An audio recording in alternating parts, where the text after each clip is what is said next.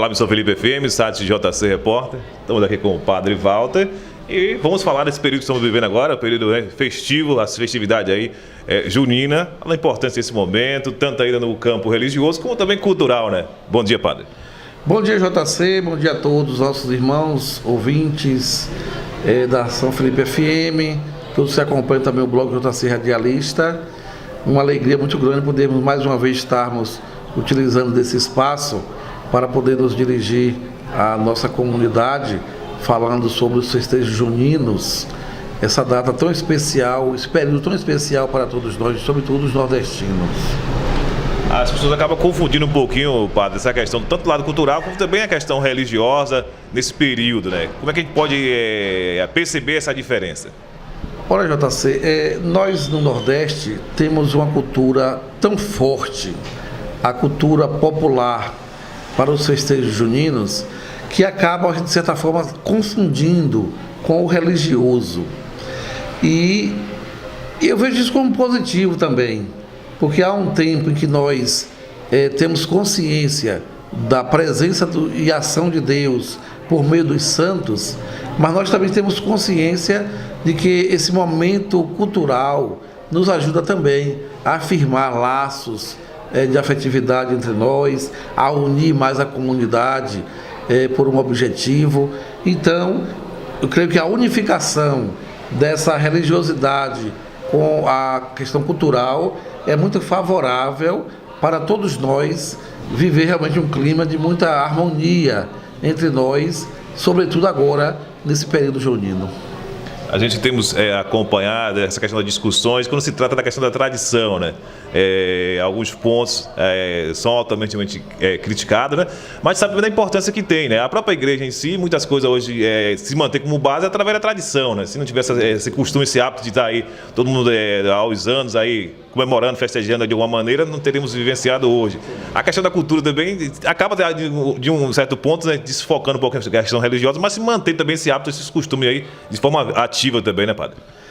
Eu vejo assim, JC, aqui na nossa realidade Recôncavo, nossa realidade cultural era muito forte, mas é uma cultura, como eu disse há pouco, tão ligada, tão próxima à religiosidade, que eu creio que tanto a religião quanto a cultura se fortalece. Por exemplo, agora nós estamos já chegando ao final dos festejos de Santo Antônio, mas quantas famílias ainda hoje rezam em sua casa a tradicional novena de Santo Antônio? E eu vi que aqui em São Felipe, por exemplo, são muitas famílias acendendo a fogueira, rezando até as 13 noites para Santo Antônio. Isso, de certa forma, é algo cultural para muita gente. É uma cultura que aprendeu com os avós, se estendeu para os pais, hoje os filhos assumem. Então, esse empenho e esse gosto de rezar Santo Antônio acaba se tornando algo cultural, mas um cultural dentro da religiosidade popular. E isso tem ajudado tanto a cultura quanto a religião. Então, para mim é algo muito positivo, é muito favorável. No que diz respeito ao São João, a gente sente que a festividade religiosa, ela acaba sendo um pouco abafada, porque nesse momento o cultural sobressai muito mais.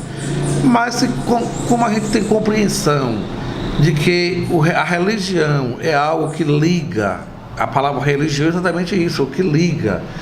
E quando a gente vê que essa cultura nordestina, os festejos, sobretudo do São João, acaba criando tanta relação entre nós, entre famílias, entre pobres e ricos, enfim, isso é religião.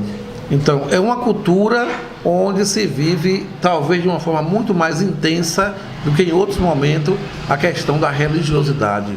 Porque se formos observar atentamente, vamos ver que tudo isso acaba se tornando uma religiosidade popular. Celebrar Santo Antônio, São João, São Pedro é uma religiosidade popular, aquelas rezas da casa, rezas de pequenos grupos, que depois a igreja retoma tudo isso e, de certa forma, dá continuidade com os círculos bíblicos, que é exatamente isso, é um resgate dessa oração familiar, onde pequenos grupos se reúnem, se encontram para partilhar a palavra de Deus. Então, eu vejo que essa cultura junina, ela acaba assumindo também uma questão religiosa a partir dessas práticas cristãs e, sobretudo, das atitudes entre as pessoas.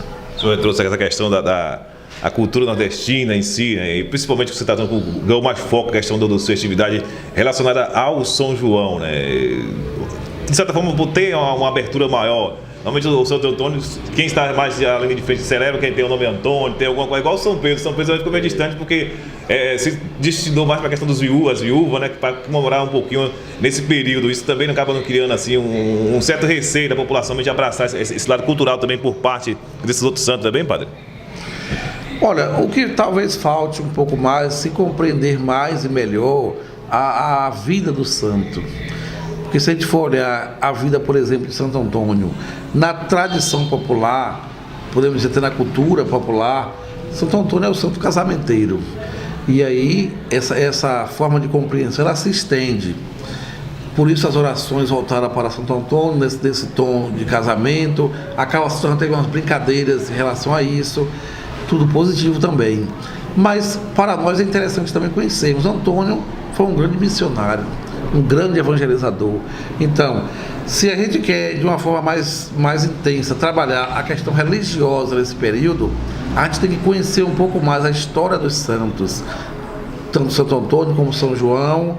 São João, a gente celebra muito o nascimento agora, aquela coisa da fogueira, do foguete, da celebração em vista do nascimento. Mas, inclusive, São João é o único santo que a gente comemora o nascimento e também a morte. E, olhando um pouco a história de São João, a gente vai ver que foi um grande, um percursor, aquele que veio preparar os caminhos do Senhor, é aquele que se dedicou nas comunidades para evangelizar, para converter, para pregar, para até batizar. Então, é uma religiosidade popular que, se trabalhada de forma mais intensa a questão espiritual, talvez a gente tenha um resultado muito mais positivo em relação à espiritualidade e à prática da fé cristã. Mas, como eu disse há pouco, a gente vê que no Nordeste, na nossa realidade aqui, por exemplo, de Recôncavo, sobretudo, está tão próxima a essa cultura com a religião, que se não há o conhecimento da história da vida dos santos, mas há uma prática que é exatamente aquilo que os santos também nos apresentam a partir da vontade do Senhor, de viver essa comunhão, esse amor, essa partilha, essa comunhão. E o festejo junino para nós acaba se tornando exatamente isso, momentos de partilha, de comunhão, de solidariedade, de visita, de encontro, e tudo isso gera entre nós essa grande alegria, acaba se tornando uma explosão de alegria, onde todas as pessoas, independente da classe social, acabam se manifestando, se envolvendo e também sendo beneficiada com essas comemorações. Ainda falando sobre festividade, não podemos aí deixar passar em branco, né? Dia 29, 15 anos aí de ordenação aqui do Padre. Como é que está esse preparativo? Também como é que está se sentindo, Padre? E está chegando aí a contemplar esse momento. Pois é, JC, graças a Deus, no dia 29, dia de São Pedro, né? A gente está completando 15 anos de ordenado presbítero.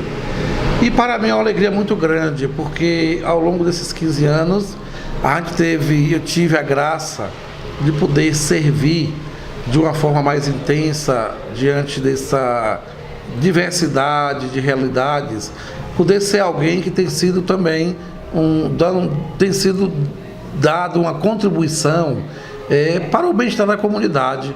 Então eu vejo a minha alegria a partir de sair, de ter dado uma contribuição. Talvez se a gente olha para trás, a gente vai ver que o que fez não é muito pouco diante do que se pode fazer, mas essa é a própria dinâmica da palavra de Deus. A gente sempre pode fazer um pouco mais.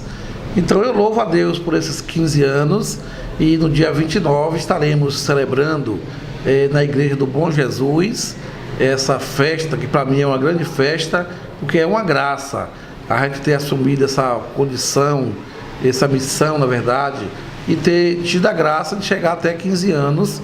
Então é um momento de eu agradecer a Deus e ao mesmo tempo pedir a Ele a graça e a força para continuar servindo com fidelidade, com alegria, com comunhão fraterna diante do nosso presbitério de Amargosa, para o bem de toda a comunidade, para o bem do reino de Deus.